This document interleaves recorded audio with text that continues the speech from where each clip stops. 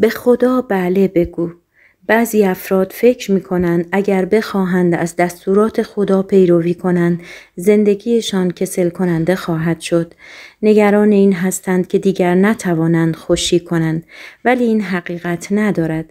بله، خداوند از کسانی که کارهای غیر اخلاقی می‌کنند و در مسیر دیگری غیر از راه خدا قدم می‌گذارند بازخواست می‌کند. دلیل آن این است که این گونه رفتار و اعتقادها بین او و ما فاصله می‌اندازد. خداوند دوست دارد که خواست تو با خواست او یکی باشد. او قلبی انعطاف پذیر را دوست دارد که بتواند آن را غالب بزند و آنگونه که خود می‌خواهد به آن شکل بدهد. او از تو می‌خواهد تا چیزهایی را که بین تو و او فاصله می‌اندازد رها کنی.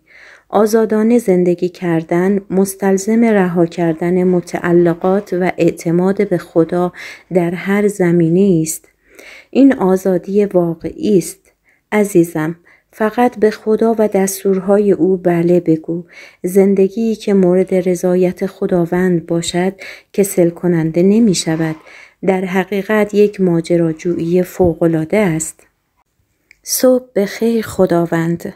خدایا، روش قدیمی زندگیم را به تو سپردم و از تو می‌خواهم که دستی به سر و صورت زندگیم بکشی تا با خواست تو یکی شود.